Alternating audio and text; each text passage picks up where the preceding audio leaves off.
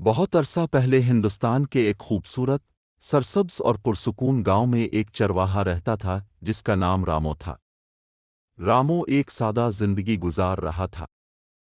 इसका रोज का मामूल था कि सुबह सवेरे अपनी बकरियों को चरागा ले जाता और शाम को वापस ले आता। रामो को पहाड़ों, दरख्तों और कुदरत के नज़ारों से मोहब्बत थी।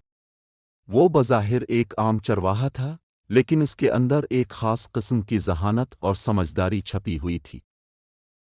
रामो गांव के दूसरे लोगों से मुख्तलिफ था। जहां लोग अपनी रोज़मर्रा की ज़िंदगी में मसरूफ़ रहते, रामो कुदरत का मुशाहिदा करता और अपनी सोच में गुम रहता। गांव वाले इसे भूला भाला समझते थे, लेकिन इसकी बातों में हमेशा गहराई होती थी। कुछ लोग उसका मजाक उड़ाते, लेकिन वो उन बातों की परवाह नहीं करता था।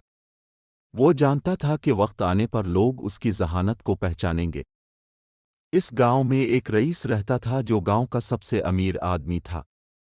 रईस का एक ही बेटा था, रवि, जिसे वो बहुत चाहता था। रईस अपने बेटे को हर किस्म की आसाइश मुहैया करता, लेकिन रवि जिद्दी और शरारती था। वो गांव के बच्चों के साथ खेलने के बजाय तन्हा घूमना पसंद करता था।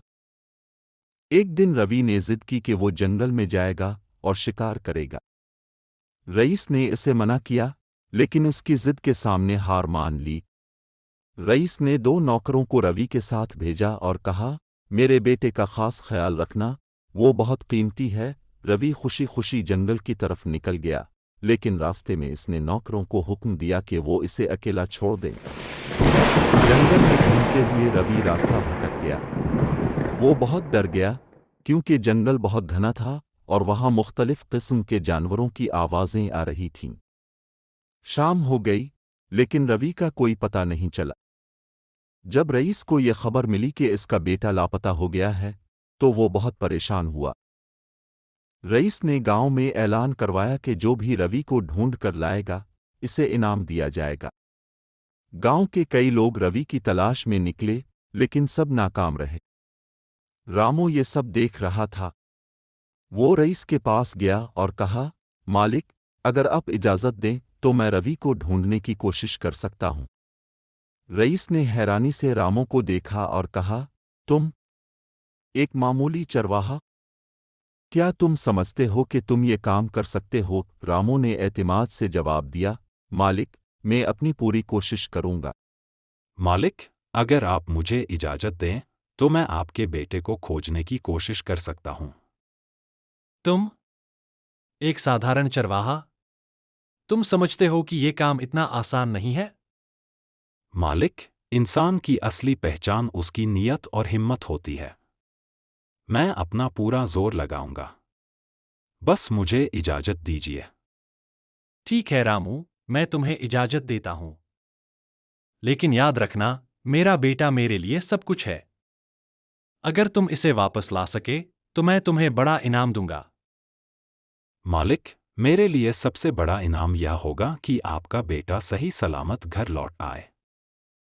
बस अब मुझे इजाज़त दें। रईस के पास कोई और रास्ता नहीं था, उसने रामो को इजाज़त दे दी। रामो ने अपनी बकरियों को एक करीबी चरवाहे के हवाले किया और जंगल की तरफ निकल पड़ा। उसने अपने साथ एक छोटी सी पोटली में खाने का सामान, पानी और एक छड़ी ले ली। जंगल में दाखिल होते ही रामो ने कदमों के निशान तलाश करना शुरू किए। इसे मालूम था कि जंगल में रास्ता तलाश करना आसान नहीं, लेकिन उसकी हाजिर दिमागी और मुशाहिदा करने की आदत इसके काम आई। रामो ने देखा कि ज़मीन पर कदमों के निशान ताज़ा थे। वो निशानों का पीछा करते हुए आगे बढ़ा। रास्ते में उसने खारदार झाड़ियों, गहरे गुड्ढों और सांपों का सामना किया, लेकिन वो साबित कदम रहा।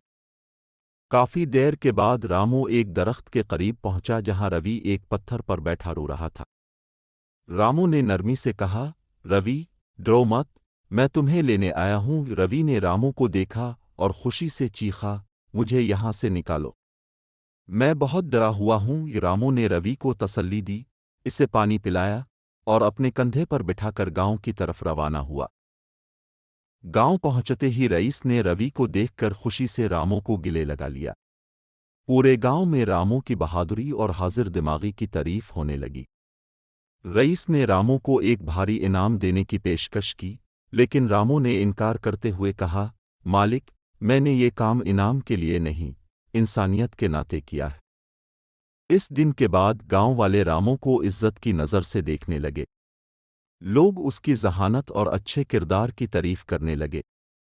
रामू अब सिर्फ एक चरवाहा नहीं था, बल्कि उभद्दीमन चरवाहा के नाम से मशहूर हो गया था।